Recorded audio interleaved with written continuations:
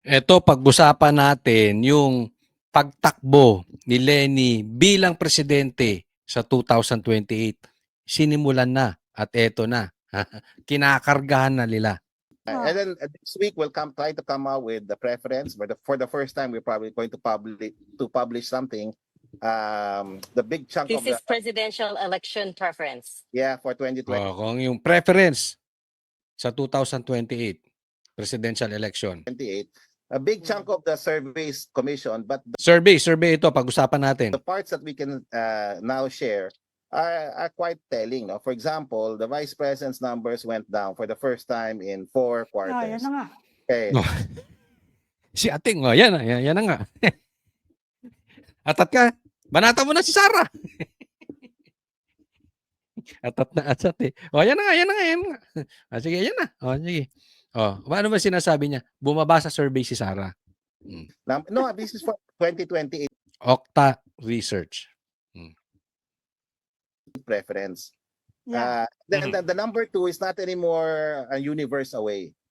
Okay, the number 2 person is now just what 9 between 9 to 12 points away na. So yung gap nagnarrow na po, and just in 1 quarter. So we'll come out with a more systematized report next week na siguro. Yan, okay. Ito na. Okay, ito optics niyan. Ito gusto nilang palabasin dito. Ito naratibo diyan. Si Sara bumaba sa survey. Tapos yung pangalawa tumaas. Which is si Lenny. Bumaba si Sara, si Lenny tumaas. At ang distansya nila ay 9 to 12% na lang. Anong ibig sabihin? Yung nangyayari sa impeachment na ginagawa sa Kamara ay bibigyan nila ng optics, mind conditioning na bagamat alam nating lahat na si Sara ay hindi mai-impeach kasi pagdating sa Senado wala silang numero. Pero bumababa na. Kasi nakikita na ng taong bayan ang kasiraan at ang kabulukan ni BP Sara. Ganyan po ang optics na gusto nilang palabasin. Nakikita na po natin. Yan naman ang sinasabi nila eh. Malayo pa yan. Kaya nga may impeachment. Diba? Sagutin ni Sara. At pag lumabas ang baho niyan, pwede pang matalo si Sara. Yan na, minamind conditioning na tayo. At hindi ito malayo sa katotohanan dahil may problema tayo sa COMELEC. Pagdating sa 2028, kunwari lang, magkadikit sila sa survey. Tapos papasok na si Garci. Yang Garcia na yan sa 2028 as COMELEC. Tapos tayo. Tandaan po natin, ang dami nating naging problema sa COMELEC. Hindi nila maitatanggi yan. Ang daming overvotes. Doon pa lang hindi na nila mapaliwanag. Si Bam Aquino at saka si Kiko na wala naman sa survey biglang nanalo. Kahit nga ata sila Tito Soto, sila Lacson wala sa survey. Ha? Yung mga PDP nasa survey biglang nawala. Si Bong Revilla na nasa survey biglang nawala. Naiintindihan po natin. This is optics. And at the same time, mind conditioning. Kinikondisyon ang taong bayan. Eto na. Kaya ako naniniwala, papatakbuhin nila si Lenny talaga. At tatakbo yan. Mamaya, paliwanag natin. Sir, when you say yung number 2, should I guess who that is? Yeah, How many it's VP syllables? Lenny. Yeah, I mean Mayor Lenny. Mayor Lenny's gap with the vice president has narrowed. 9 to 12 percentage points difference na lang. Yeah. So this is what's happening, and these are significant changes because her numbers hardly changed for a whole year. She's been, been stagnant. you Yes, know, sir. not Yes, sir. moving. Pero sir, for O yan ha. For the whole year, hindi gumagalaw yung survey. Ngayon, biglang gumalaw. Diba? Kaya alam mo, opinion ko rito, eto na yan. Kasi, maraming nagsasabi, bibihira kasi yung tumakbong presidente na nakabawi. At maraming nagsasabi na si Lenny ay hindi daw tatakbo kasi natalo na siya sa presidential election. Posibleng tama yung ganong opinion. Pero sa akin, ito ang aking opinion. Posibleng wala sa isip ni Lenny ngayon. Pero pupersahin nila si Lenny tumakbo. Darating ang time, wala nang magagawa si Lenny. Andyan na ang suporta ng mga negosyante. Bubuhos ang pera ng mga oligarch. Tandaan po natin, ayaw ng mga oligarch sa mga Duterte kasi ang Duterte hindi nila kayang hawakan sa liig. Dahil ang Duterte, pagbabayarin sila ng tax. Sisingilin sila ng tax. Hindi nila mahahawakan sa liig. Babaha ng pera dyan. At pag andyan dyan na pera, mahihirapang tanggihan iyan ni Lenny. Lalong-lalo na pag nakasubo na yung survey. At alam natin na andyan nga ang COMELEC. The temptation is too much. Nakukuha po natin. Kasi hindi naman po lingid sa ating lahat. Even ako, I admit, ang pinakamalakas na posibleng makalaban ni Lenny ay ni BP Sara ay si Tulfo or si Lenny. Si Tulfo umayaw na. At hindi talaga tatakbo yun. Kaya ang natitira na lang si Lenny. So gagawin na lang lahat paano patatakbuhin yan. Naiintindihan? Kaya ako, naniniwala ako, malaking porsyento tatakbo yan as president sa 2028. Kayo ba? Ayun, matanong ko kayo. Sa tingin ninyo tatakbo to si Lenny sa 2028? Malagay nyo dyan sa comment section. Pero sabihin ng iba, Coach Oli, hindi naman mananalo yan. Malayo. Yes, naniniwala ako sa inyo. Malabong manalo si Lenny. Kahit nga doblehin ang boto ni Lenny, hindi yan naabot sa boto ni Sara. Kung patas ang laban. Kung walang mind conditioning galing sa survey. Kung walang pangingialam ng COMELEC. Tatandaan po natin. Bumabaha ng pera ngayon. Papansin nyo, grabe na ang korupsyon sa Pilipinas. And yet, ang daming tahimik na sundalo, ang daming tahimik na congressman, ang daming tahimik na senador. Diyan pa lang makikita ninyo, bumabaha ang pera. Meron pa kang troll army yan eh. Sinabi ng mga Marines yan, nagbabayad ng trolls yan, hinahatiran nila. Even media, mukhang pera. Mainstream media, bayad. Naiintindihan natin. So kung patas ang laban, alam natin walang binatbat to si Lenny. But remember this, hindi lalaban ng patas yung mga yan.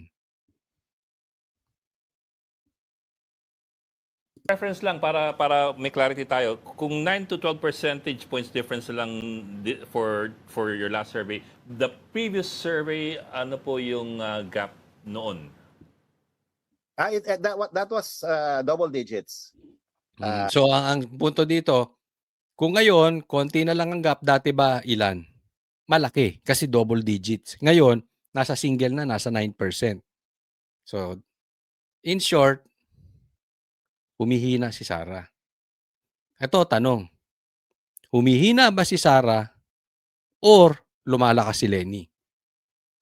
Abangan natin yung sagot. Yeah, I mean it was double digits for most of the year, for most of 2025. For this for Mayor Lenny in particular. Pero hindi kaya dahil sinasabi lagi ni Lenny, she's not interested in running. Consistent siya doon. Yeah, I know. Kaya we're Diba? wondering also what happened. She didn't do Ah. anything last quarter, except for that, Mm. very, that visit, no, that the president made, Yeah. putting Medyo uh, nag-high kahit- profile yung mga bisita sa kanya. but Mm. siguro kay President, President Marcos visiting Yeah. her in, in Bicol, Naga, yeah. was the Mm. only big event actually that happened, and So, ang pinupunto niya dyan, bakit daw biglang lumakas si Lenny? Kasi daw, dinadalaw daw siya ng mga malalaking tao. At isa sa pinakamalaking tao na dumalaw sa kanya, si Marcos. So, yan ang sinasabi nila na dahilan. Ito, mga political analyst. Mga magagaling sa politika di umano. Ako, sasabihin ko sa inyo, hindi ako magaling. Pero sa katunayan, yung pagdalaw ni Bongbong Marcos kay Lenny, hindi yun dahilan para tumaas sa survey si Lenny. Yung iba nga, dumidistansya na kay Bongbong. Alam nyo ba kung gaano nakabaho ang pangalan ni Bongbong Marcos? Yung iba nga politiko, umaalis na sa kampo ni Bongbong. Dumidistansya na doon sa magpinsan. Dahil pag dumikit ka sa magnanakaw, alam po nating lahat yan. Kakasiraan mo yan. Sa tingin mo yung mga lihitimo na supporters ni Lenny natutuwa dahil dumikit siya, dinalaw siya ni Bongbong? I don't think so.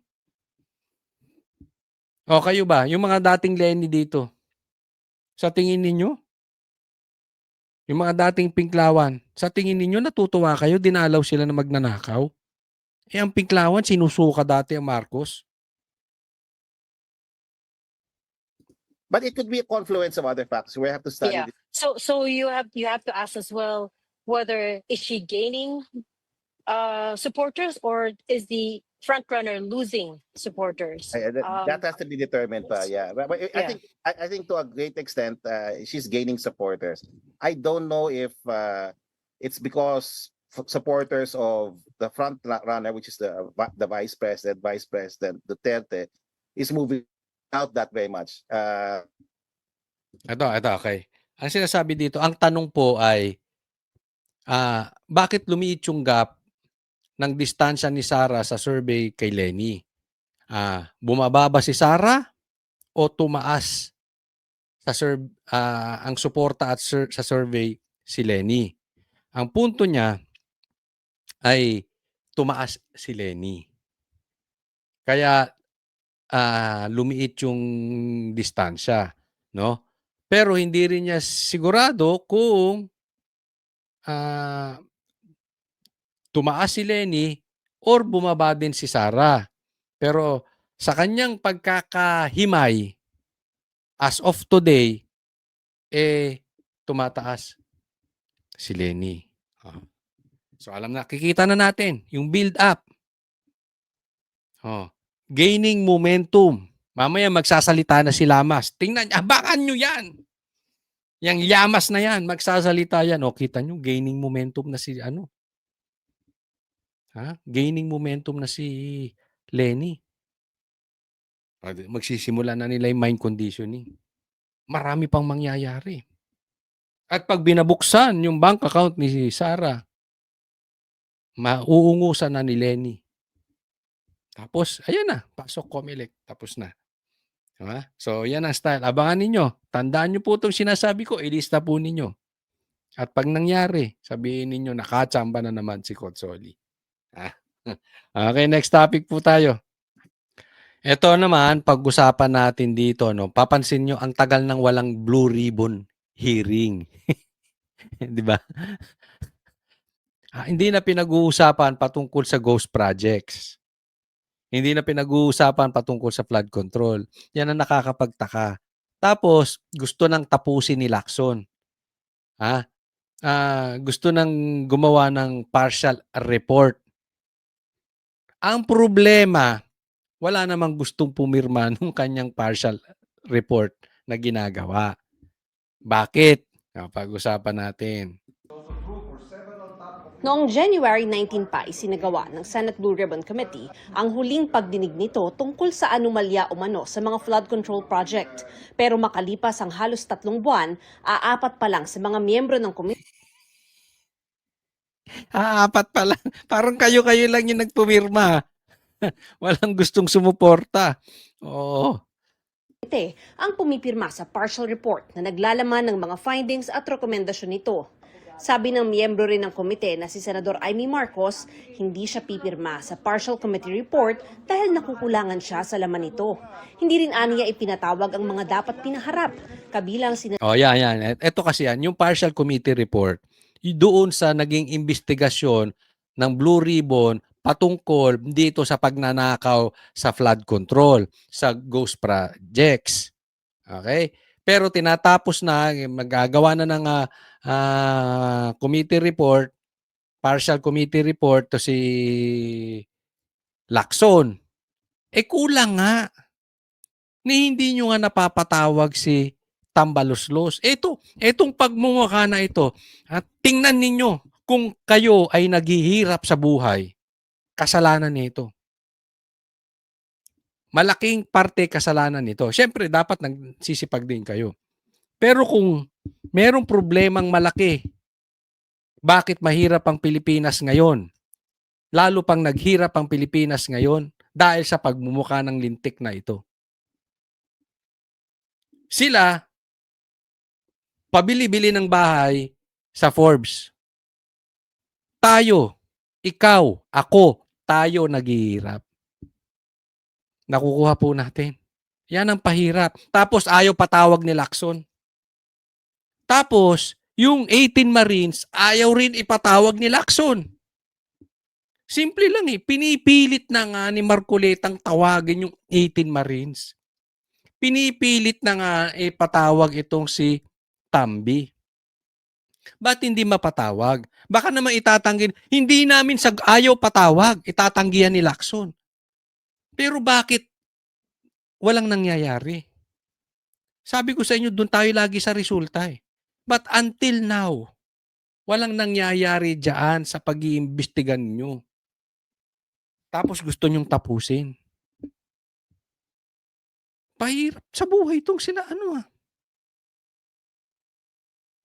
Anong kademonyohan to si Tambaluslos? Wala bang konsensya to? Samantalang kayo haya-hayang buhay, Pilipino, lagpak ang buhay. Wala tayong naayos na mga tulay, namamatay dahil sa mga baha. dating House Speaker Martin Romualdez at dating DepEd Undersecretary Trijib Olaivar na tumanggap umano ng flood control kickbacks. Sinabi na namin ni Senator Marcoleta. Di Uh-huh. ba gumawa na kami ng Minority. sariling report dahil very disappointed kami na hindi talaga tinutumbok yung mga Marines, yung iba't ibang testigo, si Trijib, si Martin. Nakatambay lang naman yung mga yan ba't hindi hilain dito at magsalita? Pilit na tinatabunan. Iniugnay si Romualdez sa flood control scandal at ayon sa ombudsman, inihahanda na ang plunder case laban sa kanya. May nakabinbinding reklamo laban kay Olaivar sa ombudsman kaugnay ng issue. Hinihinga namin sila ng pahayag pero dati na nilang itinanggi ang mga alegasyon. Ang Marines naman, tinukoy ng senadora ang grupo ng mga dating sundalo na nagsabing nag-deliver umano sila ng male-maletang cash sa mga opisyal kabilang si Pangulong Bongbong Marcos. Hinihinga namin ng reaksyon ng Malacanang pero dati na nitong sinabing kasinungalingan ang mga sinabi ng mga ex-Marines. Ang sabi ni Senadora Marcos, kailangan daw kompleto ang report bago siya pumirma. Buong investigasyon. Diba? Simple, di ba? Tinanggi ni Tambi. Tinanggi ni Bongbong Marcos. So, kung sa tingin ninyo sinungaling tong Marines, di patawag nyo. Halimbawa ako Kunwari ako si Marcos. Ako si Tambi. At sa tingin ko, talagang sinungaling tong mga Marines. Gugustuhin kong patawag. Babatukan ko yan si Lacson. Totoo kung ako si Marcos. Babatukan ko yan si Lacson. Papatawag ko yung Marines. Imbestigahan nyo para mag-isa. Para lumabas ang totoo. Kasi kung ako si Marcos at wala ako talagang ginawa at hindi talaga ako nabigyan ng maleta, gusto kong mapatawag yung Marines. Pero kung ako ay talagang nabigyan ng maleta at totoo yung sinasabi ng Marines, ayaw ko silang patawag sa Senado. Bakit? Lalabas yung totoo. Naiintindihan po natin. Kaya dito sa istoryang to paikot-ikot, halatang halata na totoo yung sinasabi ng Marines. Kasi kung sinungaling yan, edi dapat gusto mong mag-isa.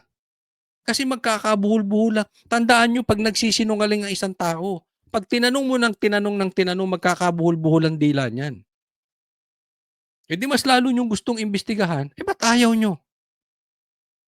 Ba't hanggang ngayon hindi pinapatawag? Kasi guilty kayong magpinsan. At ikaw, Lacson at Tito Soto, wag na nating i-edit, wag nang pasintabi. Kayo, Lacson at Tito Soto, kasangkapan kayo sa pagnanakaw. Whether nakakatanggap kayo or hindi, pero nagpapagamit kayo to the very least sa mga magnanakaw. Yung the names po ba? Yung po ba yung natin? Dapat lahat. Tugon ni Senate Blue Ribbon Committee Chairman Senador Ping Lacson, hindi naman niya inasahang may pipirma sa Partial Blue Ribbon Committee report na tulad ni Senadora Marcos na taga-minorya. Nasa sa kanila na raw yun kung hindi nila tutuparin ang kanilang tungkulin bilang mga miyembro ng komite. Kumpiyansa si Lacson na makakakuha siya ng dagdag na 5 pang pirma para makumpleto ang kinakailangang majority na 9 na lagda para mailabas sa plenary ang kanilang report. Ito ang ibig sabihin ni Lacson. Ang sagot ni Lacson, iwan natin. Ang ibig sabi ni Lacson, of course, minority kayo, majority kami. Natural, hindi kayo pipirma dito sa investigasyong ginagawa ng majority. Nasa sa inyo na yan kung hindi ninyo gagawin yung responsibilidad ninyo. Tanong, Lacson, bakit aapat lang nagpipirma? Kaya nga majority kayo, ibig sabihin kayo ang madami. Meron bang majority na minority? Meron bang majority na pero konti? Kaya nga kayo tinawag na majority, ibig sabihin kayo yung madami. Yung minority ang konti. Bakit aapat ang pumipirma? Ibig sabihin, nakukulangan sila diyan sa committee report na ginagawa mo. Ibig sabihin, nakukulangan sila sa pag-iimbestiga na ginagawa ninyo. Ayaw niyong patawag eh. Pulpul kayong dalawa ni Tito Soto, kayong mag-boyfriend. Ungas kayong mag-imbestiga. Tungkulin bilang mga miyembro ng komite. Kumpiyansa si Lacson na makakakuha siya ng dagdag na 5 pang pirma para makumpleto ang kinakailangang majority na 9 na lagda para mailabas sa plenary ang kanilang report. Makakakuha siya ng 5 pang ang tagal-tagal na yan, ba't hindi ka makakuha? Simple lang di ba? Ba't hindi ka makakuha? Ang kanilang report. Sa ngayon, sinuspindi muna ni Lacson ang mga pagdinig ng komite sa flood control scandal at ire-report muna niya sa plenaryo ang laman ng partial committee report. Ayan. Sa madaling salita, suspindi na naman. Itong pag-iimbestiga, itong Blue Ribbon hearing patungkol sa ghost projects, parang si Bongbong Marcos. Lulubog, lilitaw. Ngayon, andito si Marcos, nakikita natin. Tapos mga 3 araw, 4 na araw, lulubog na naman yan, wala na naman. Siguro nagpapatanggal ng tama. Bangag nga daw yan eh. O lulong, sabi ni Jaime. Sabi ni Piara, di bangag, sabi ni Jaime, lulong. So kaya siguro nawawala kasi papababa ng tama. Tapos pag wala ng tama, lulitang na naman, jumping jacks. Diba? Ganyan dito sa Ghost Project din. Sa Blue Ribbon na pag-iimbestiga. Lulubog, lilitaw, minsan nandyan, minsan wala. Kaya kita mo wala sila. Walang nakatapusan, walang gustong pumirma. Bakit? Iniiwasan kasi mag-hearing. Ganun kasimple. Hindi ba natin napapansin? pinaiikot-ikot nila. Iniiwasan nila magkaroon ng pagdinig patungkol dito sa flood control scandal. Ganyan po, kagago, itong si Tito Soto at saka si Lacson. Next po. Pag-usapan natin etong lagay ni BP Sara. Nako, delikado siya. Delikado nga ba? O marami na siyang kakampi dito sa Kamara? Tingnan po natin. Numero ang basihan para ma-impeach at mailis sa pwesto si Vice President Sara Duterte. Sa Kamara, 1/3 o katumbas ng 106 votes ang kailangan. Sa Senado naman, 16 na boto ang susi para Okay, so sa madaling salita, para matransfer, para lumusot, 106 ang boto kailangan sa House. Sa Kamara, sa Senate, 16 out of 24. So 2/3 and 1/3 naman sa House. Kasi 300 plus ang House. Etong 106, maliit lang yan kasi yun nga, marami dyan sa House eh. Ang nagiging punto natin, alam naman natin meron silang numero. Makukuha nila yung 106 na yan. Madali makuha yan eh. Bakit hindi pa i-transfer sa Senado? Kasi sa Senado, hindi yan mananalo. Dahil wala silang 16 out of 24, wala silang 16 na senador. Nakikita natin na kaya iniipit-ipit yan. Kaya nagkakaroon sila ng mini trial dyan na illegal po yan. Dapat yan ipinapasa na sa Senado. Dapat yan pinagbobotohan na. Hindi, sinasalsal nito mga animal na to. Sinasalsal ito ni Laila. Yung mga tao dyan sa Kamara. patalsik si VP Sara. Matapos ang mainit na pagdinig kahapon, ano na kaya ang kahinatnan ng mga reklamo laban sa pangalawang Pangulo? Sa mensaheng ipinadala sa Billionaire News Channel ni Antipolo Representative Ronaldo Puno na chairman ng National Unity Party na may mahigit 40 na miyembro, inamin niya na nakasalalay ang posisyon ng NUP sa impeachment sa magiging boto ng House Speaker at mga kapwa partido sa mayorya.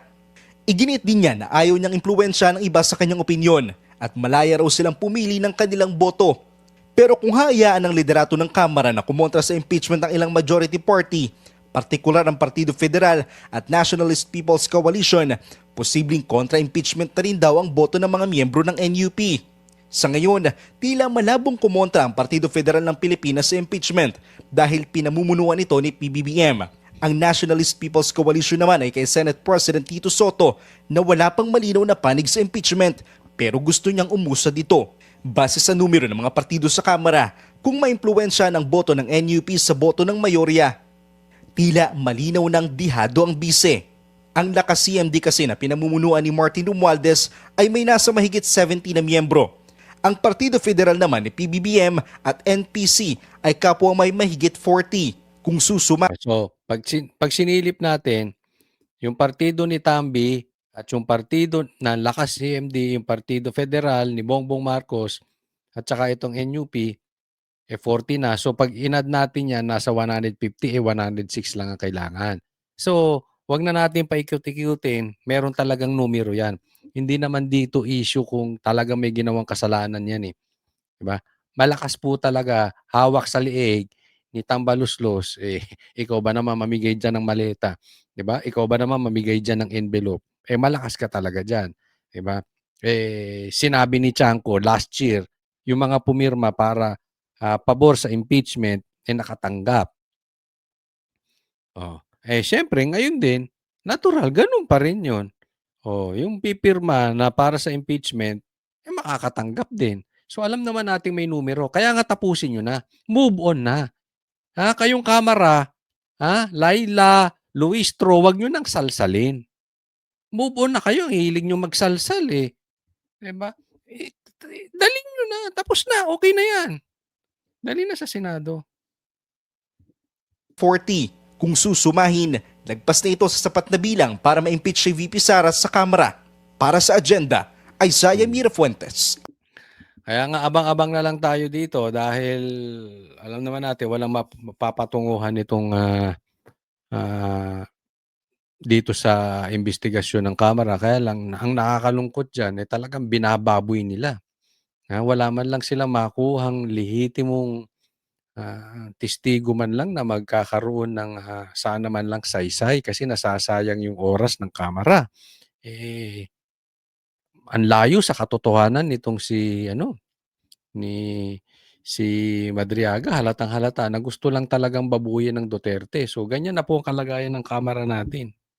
Sobrang baba na ng karakter ng mga politiko natin, especially diyan sa kamera. So hindi ko alam kung ano pang solusyon mangyayari sa Pilipinas kung ganito na ang quality ng ating mga leaders. But tayo po, pinapangako natin, hindi tayo gagaya sa ibang vloggers na paiba-iba. Doon lang tayo sa tama. Nakikita naman yun. Kung paano binababo yung camera, hindi naman po tayo bias lang kay Sara. Yes, sasabihin makasara kayo. Of course, aminin namin. Pero, hindi ba obvious? Kahit grade 2, makikita na kababuyan na itong ginagawa ng camera. Kaya tayo po, pinapangako ko sa inyo, hindi po tayo titigil. Na isisiwala at itong mga kalokohan nila. Hindi po nila tayo matatakot. Nagulat daw si Pangulong Bongbong Marcos sa isiniwalat ni Ramil Madriaga sa House Justice Committee na may kasunduan sila ng mga Duterte na bababa siya sa pwesto sa taong 2025. Wala raw ganyang kasunduan. Ang Pangulo po, hindi po yan mga ngampanya para lang po ibigay ang posisyon kahit kanino. Ang sabi ko po natin, nangako po siya na siya'y magtatrabaho para sa bayan at tatapusin ang termino. Did you get a reaction from him on that particular point? Siya po ay nagulat. Dahil hindi po ganun ang Pangulo. Okay. Dito muna tayo. Nagulat si Bongbong Marcos kasi sabi may term sharing. Ibig sabihin, mauuna muna magiging presidente si Bongbong, tapos si Sara naman ang susunod. Kalokohan po yun. Kasi anong purpose? 'Di ba? Kailangan gagawa ka ng isang bagay, may dahilan. Anong purpose magte-term sharing si Bongbong at saka si Sara? Kung ganun lang din pala, di sana tumuloy nang tumakbo si Sara bilang presidente, alam naman niya mananalo siya. At that time, hindi po lumulutang sa survey si Bongbong Marcos. Sa katunayan, lamang pa nga si Lenny kay Bongbong Marcos sa survey that time. Naiintindihan?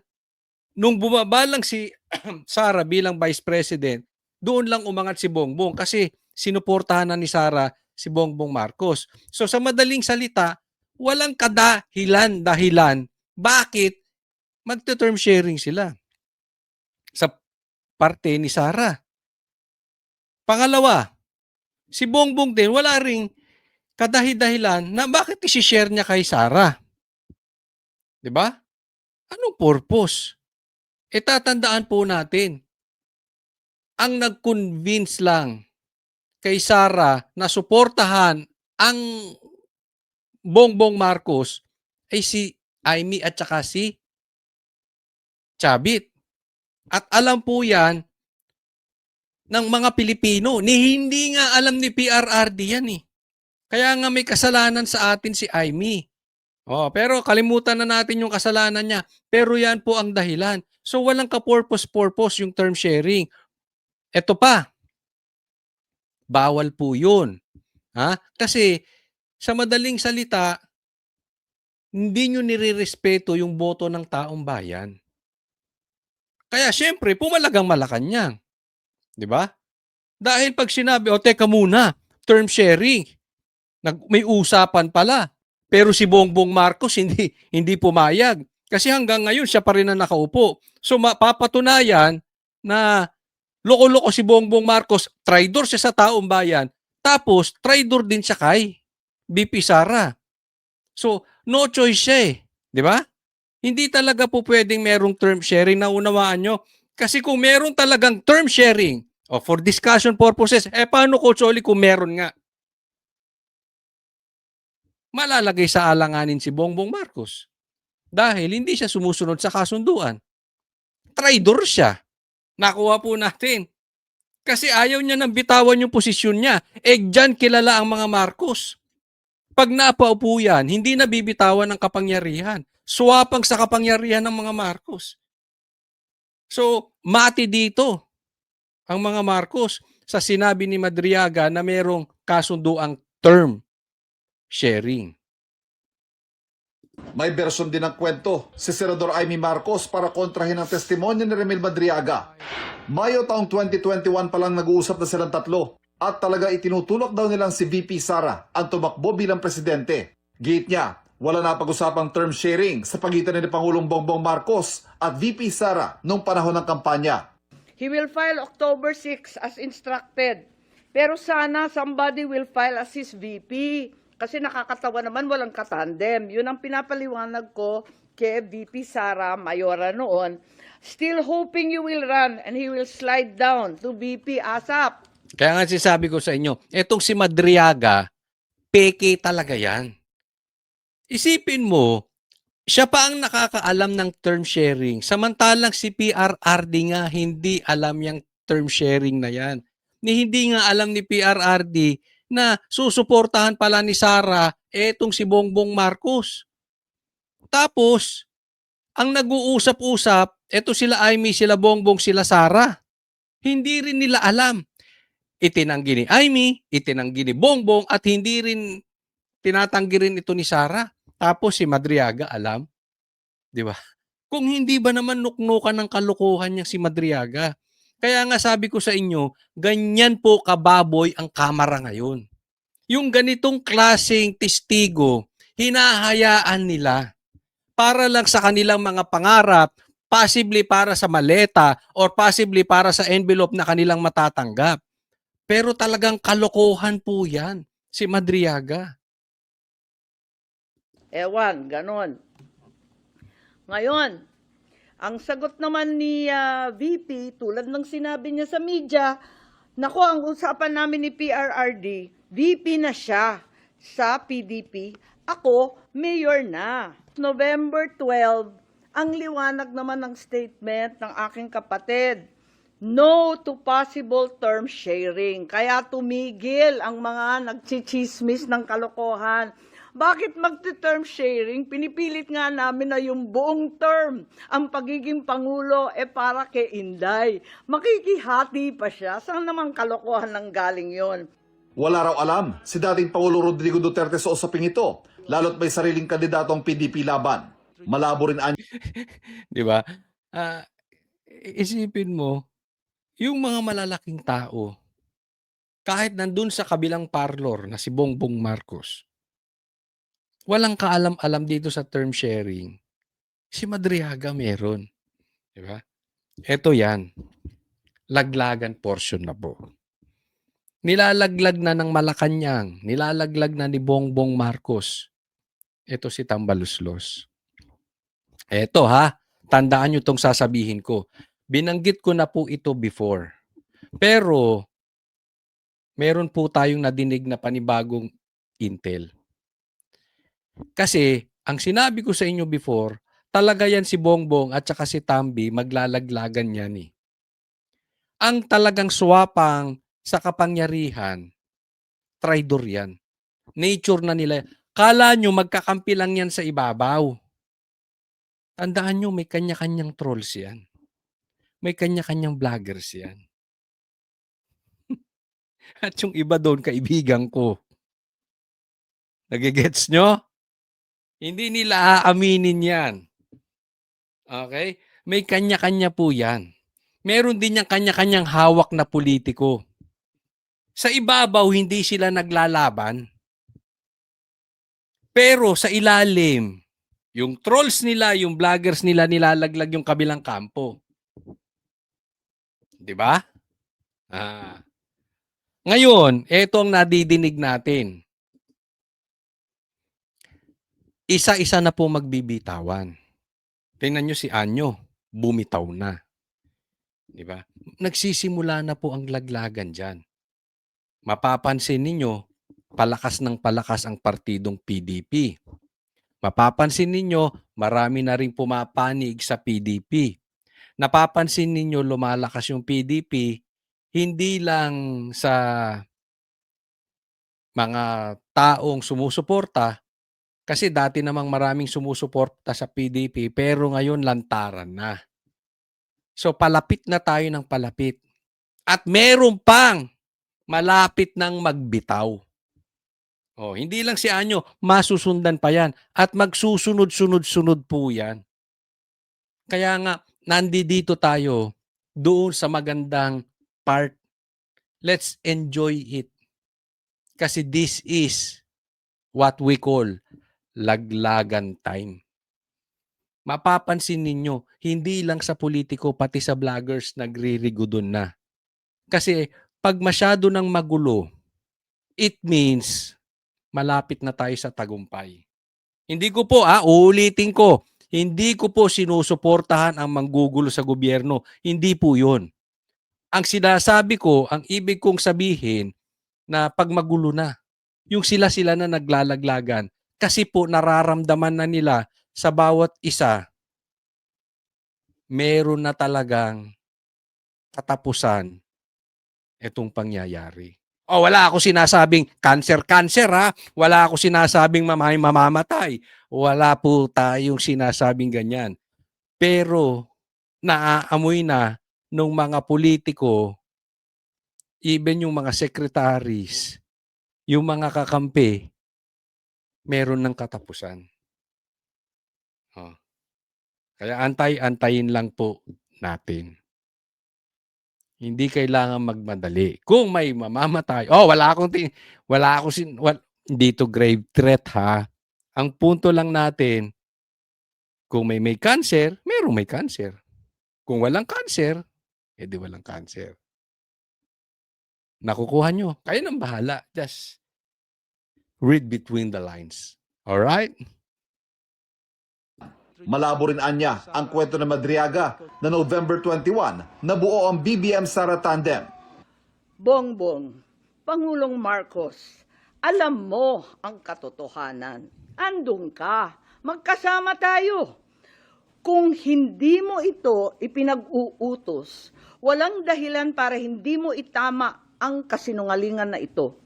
Huwag mong konsintihin ang mga politikong ginagamit ang sinungaling na si Madriaga. Yon. So, eto si Madriaga, bata ito ng kamara. Maraming ang nagsasabi, ito ay script ni Trillanes. Ito talaga si Trillanes, di umano ay salot sa ating bansa. Magdidemanda na naman niya si Trillanes. May demanda ako kay Trillanes. Nako, dadagdagan na naman ito si Trillanes yung demanda. Pero bahala ka sa buhay mo. Kasi wala talagang nadulot na mabuti yan si Trillanes eh. Para yung, alam mo yung igit mong kaibigan. yung tai-tai mong kaibigan. Na wala na lang gagawin kung hindi kainggitan ka. So, maggagawa na lang guguluhin ng guguluhin kasi irrelevant. Kaya nga bulong ng bulong, yan ang naging kasangkapan dyan sa ICC. Yan din ang naging kasangkapan dito sa panggugulo na to. Kaya nga, iingat tayo. Ano po ba ang kaalaman ni Senator Amy Marcos sa katotohanan? Hindi po ba dapat lumabas talaga ang katotohanan at madinig natin kung anong dapat sabihin ng sino mang witness? So wala makakapaghusga ngayon kung anong katotohanan at kung anong kasinungalingan. Ang gulo mong kausap, Claire. Ang sinasabi ni Amy Marcos, sabi niya, kung ikaw, Marcos, Bongbong, President Bongbong, sabi pa nga niya, kung ikaw ay may kagagawan dito kay Madriaga, sabihin mo ang totoo. Alam mong hindi yan. Tapos sinasabi ni Claire, di ba dapat kailangan pagsalitain mo yan? Kasi witness yan. Tanga ka ba? Inamin mo na nga na walang kinalaman ang Malacanang dyan sa term sharing. So inaamin nyo, sinungaling si Madriaga. Yun ang punto ni Amy. Alam mong sinungaling yan eh. Huwag ka magpagamit dyan. Yun po ang punto. Hindi ata naiintindihan ni Claire. Inamin nyo na nga. Hindi naman nabago ayon sa palasyo ang sinabi ni Madriaga na may banta sa buhay ng Pangulo o ang pagsabotahe sa kanyang administrasyon bilang bahagi ng plano sakaling hindi matupad ang kasunduang term sharing. Ipinaubaya na ito ng palasyo sa NBI. Teka, ito yun ha. At ang gulo-gulo, bakit pa? Ba't papaabutin pa sa NBI? Di ba? Alam naman natin kakampi nyo yan. Inaamin nyo nga. Ang gulo-gulo nyo naman eh. Bakit hindi tayo mag-focus doon sa ikakaluwag ng buhay ng mga Pilipino? Pinaiikot-ikot nyo lang eh. Sabi ko nga sa inyo, yan si Madriaga, bata yan ni Tambaluslos. Bata yan sa kamara eh. Kaya nga isinalang yan dahil talagang mainit ang tandaan nyo po, maraming nakatanggap ng maleta, envelope sa kamara. Sinabi riyan din ni Lebiste, lagpas kalahati dyan magnanakaw. So ayaw nila maging presidente si Sara. Kaya nga sinisiraan ni Madriaga. So, eto si Marcos, nilalaglag niya na itong bata ng kamara, pero hindi pahalata. Kaya lang doon, hindi niya na pwedeng hindi itatanggi yung term sharing. Naiintindihan po natin yung nangyayari ngayon. Yan po yung sinasabi ko sa inyo na hirap na silang palusutan ito. Hirap na silang ipaliwanag ito. Kasi nga, kahit ikaw, isipin nyo na lang, ikaw vlogger ka ni Bongbong Marcos. Ang hirap mo siyang ipagtanggol. Tama, mali? Mahirapan ka talaga ipagtanggol yan. Pag pinagtanggol mo ng pinagtanggol yan, lalabas, bayaran ka. Bakit? Kasi binabaluktot mo yung totoo. Tingnan mo yung mga senador. Yung mga senador na hindi iniimbestigahan yung mga konektado sa maleta. Yung mga testigo na 18 Marines, papansinin nyo, ayaw papuntahin sa Blue Ribbon. Nino? Nung nasa majority. Kitang-kita po ninyo, mahahalata, masisira ang kredibilidad pag pinagtanggol. Kasi very obvious eh. Hindi naman po simpleng nakawan yung nangyayari.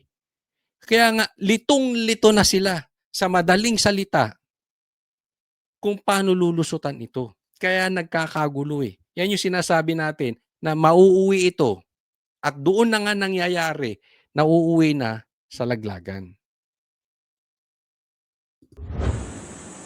Pinalaga naman ng palasyo ang pahayag ng bise kung saan sinabi niyang bigo ang pamahalaan na tugunan ng pangangailangan ng publiko sa gitna ng kasalukuyang price crisis sa langis ay dahil ginagamit niya ang pondo ng bayan para sa pamumulitika. Ito ang mahirap sa hindi nag-aaral, hindi nagbabasa, hindi inaalam kung ano ba ang katotohanan. The brain that doesn't feed itself, eats itself. Sa madaling salita, ang ibig sabihin ni Claire, yung utak na hindi mo ginagamit, kinakalawang. Kasi ang punto, sinabi ni Sara, etong gobyerno, kaya hindi maayos-ayos ang problema natin dito sa inflation, dito sa langis, kasi ginagamit yung pera sa pangsariling kapakanan. Okay. So, punto ni Claire, mali ka. Hindi mo kasi ginagamit yung utak mo, Sara. Kayo po tanungin ko. Doon po tayo lagi sa resulta. Kasi magtatalo tayo eh. Sasabihin, Coach Oli, kaya mo lang nasasabi yan kasi maka-DDS ka. Hindi po ganyan ang side. Diba? Ikaw, kahit pula ka, kahit pinklawang ka, kahit DDS ka, eto, tanong ko sa inyong lahat. May nangyayari ba dito sa problema natin sa langis? May nangyayari ba yung problema natin sa ghost projects?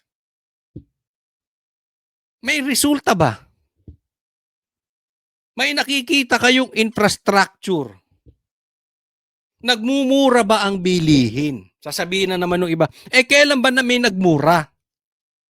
Kahit naman sinong presidente, pataas ang presyo, tama. Pero grabe ang pagmahal ngayon. Saan ka nakakita lagpas doble ang itinaas ng presyo ng diesel at gasolina? Tanga ka ba kung hindi mo alam yon? So, sehodang DDS ka, pula ka, o pinklawang ka, doon tayo pumunta sa ano? Sa resulta. Kayo ba masaya sa resulta kung paano hinaharap ng gobyernong ito itong krisis? Tayo po ang bansang pinakamalaking itinaas sa buong mundo sa gasolina at langis. Hindi mo pwedeng sasabihin lahat naman nagtaasan. Yes, lahat nagtaasan. Pero bakit tayo ang pinakamataas ang itinaas? Inutil kasi yung presidente natin. Yan ang totoo dyan. Ilang oras po tayong nasa press briefing kahapon matapos ang Uplift Committee meeting. Halos 2 oras tayong nagkaroon ng diskusyon. Kahit na mag 3 oras pa kayo, mag short time kayo, 3 hours kayo mag-check-in at mag-meeting. Gawin mong 4, 5 oras. Gusto mo overnight pa kayo mag-meeting, mag-pat session pa kayo. Wala po sa haba ng meeting yan.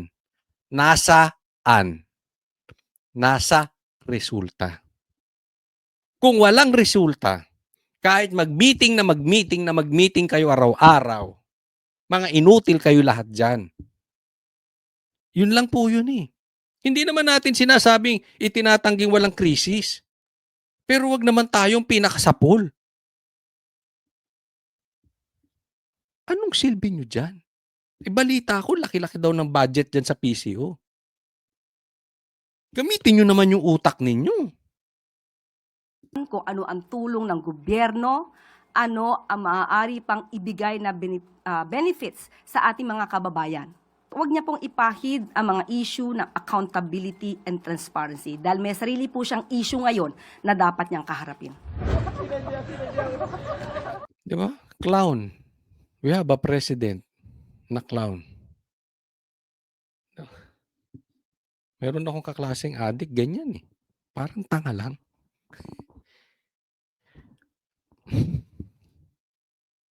Patuloy naman naninindigan ng palasyo na wala nang dapat patunayan ng Pangulo sa panawagang maglabas siya ng medical record. Hindi po kinakailangan at kailangan sapilitang magbigay ang isang Pangulo ng kanyang medical records. Kung puro chismis lang po ang pagbabasehan ninyo at guni-guni lamang at wala kayong anumang basihan, sa tingin po natin ang Supreme Court ay hindi naman po babalik na rin ang ganitong klaseng jurisprudence.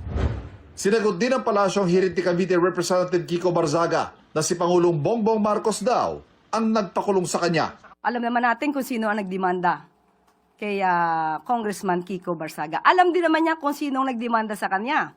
At alam din naman niya kung kailan siya humingi ng apologies dahil sa kanyang ginawa.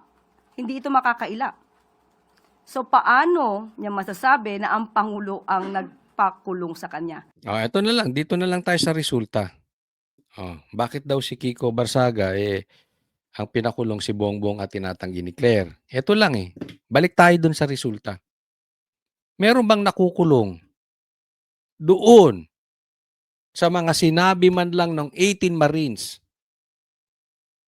Doon sa sinabi ni Saldico? Doon sa mga nakakatanggap ng maleta? Doon sa mga mastermind? Doon sa may mga ghost projects, meron bang nakukulong? Meron bang nakukulong? Nakakampi ni Bongbong Marcos? O puro ang nakukulong doon sa lehitimong bumabakbak at nagsasabi ng nakawan sa gobyerno? Una, si PRRD, si Pastor Kibuloy, si Kiko Barzaga. at kung sino-sino pang nagigipit. Meron ba? Yung mga nakikinabang ngayon sa maleta, meron bang nakukulong? Yan lang ang usapin eh. Diba? O next po. Ito pag-usapan natin kasi dito talaga makikita natin na wala talagang kakwenta-kwentang testigo itong si Madriaga. Tama yung sinabi ni Amy Marcos eh. Bongbong, kung ikaw ay ang may pakana nito, alam mo yung totoo. Sabihin mo na. Nakakasira po. Ito po etong si Madriaga ay hindi lang po natin sinasabi na dahil siya ay nagsasabi ng kasiraan ni Sara kaya natin binabanatan. Hindi po. Kasi masisira ang kamera dito. Tingnan nyo tong kapalpakan ni Madriaga. Sa pagharap ng nagpakilalang dating aide at umano'y bagman ni Vice President Sara Duterte na si Ramil Madriaga sa pagdinig ng House Committee on Justice kahapon, kasama sa kanyang ipinakita ang ilang larawang nagpapatunay anya ng kaugnayan niya kay Vice President Duterte. Kabilang narito ang screenshot ng video conference kay Duterte, kung saan kita sa likod ng bise ang isang painting na iniregalo umano niya sa bise. During our video conference, I also noticed the painting I personally gave her as a gift. Sa clarificatory questions, Pilingero talaga si Madriaga. May video call pa sila. na mga mambabatas, sabi pa ni Madriaga, gawa raw ng estudyanteng kanyang pinag-aral ang naturang painting. Nagregalo po ako sa kanya ng isang painting niya na ginawa po ng isang scholar ko sa Laguna.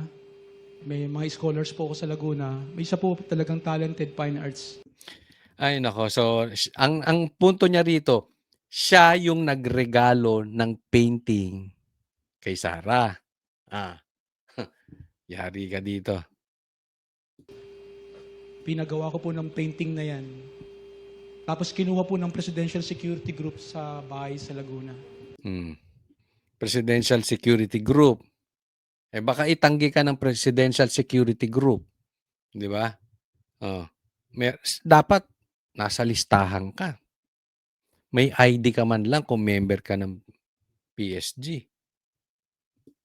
Pero ang claim na ito ni Madriaga kine-question ng tanyag na artist mula sa Davao na si Tanya Gaisano Lee. Sa isang pahayag, sabi ni Lee, iniregalo niya ang painting na ito sa bise noong 2020. Ngayon, credit grabber ka. Hindi naman ikaw nagregalo. Meron tayong mga kaibigan ganyan, yung credit grabber. Oo, dapat para sa iyo di ba? Pero hindi naman ikaw nagbigay. Pati yung pagbibigay ng painting, inaako mo. Noong mayor pa siya ng Davao, aniya anumang pahayag na salungat dito'y walang katotohanan. Iginiit din ni Lee na siya ay taga Davao at hindi taga Laguna, hindi rin aniya siya scholar.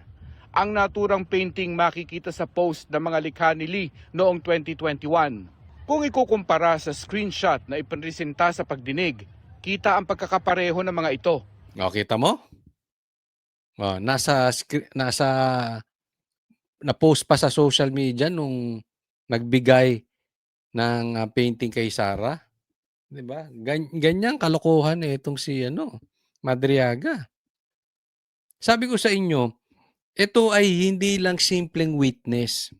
Tatandaan po natin ugali ito ng kampo ni Trillanes na ang tinutulak si Risa Ontiveros tumakbong presidente. Tandaan nyo po, si Risa tanim witness din. Di ba? Meron din siyang binayaran di umano na mga witnesses para bumaligtad. Nasa dugo na nila yan. Itong mga pinklawan, itong lahi, sabihin na natin itong lahi nila Trillanes, mahilig talagang magmanipula ng mga witnesses. Kasi diyan pa lang, malaki pong kalukuhan. Hindi po yan nagkataon lang na nakakalimutan, parang gano'n. O sumablay na araw at, hindi nakakalimutan, naalala, 'di ba? Hindi gano'n, eh. Kung saan sila lugar nagkita, hindi. Ito painting, imposibleng makalimutan mo na hindi ikaw ang nagbigay. Kaya nga sabi ko sa inyo, 'tong kamera na ito, ganyang kababoy. Etong mga sila Ridon, sila Abante, sila pangalanan na natin itong si, Luis Tro na nagtago ng asawang rapist di umano, eh, pinapaniwalaan si Madriaga. Sa madaling salita, magkakasabwat sila diyan. At wala man lang sa konting katotohanan ito si Madriaga. Ni walang kaduda-dudang tanim. Kasi pwede namang hindi alam ito nung mga kongresista, eh. Ako, sa tingin ko, may mga gano'n, eh, posibleng hindi mo alam na nagsisinungaling. But this one, itong si Madriaga, this is very, very obvious. Imposibleng hindi nila alam na nagsisinungaling. Kaya lang ginagamit, ganyan na po sila kababoy. Ang naturang painting shinare din ni Duterte sa isang Facebook post noong 2021 kung saan katabi niya ang naturang painting. Sinusubukan pa ng GMA News na makuha ang panig ng kampo ni Madriaga.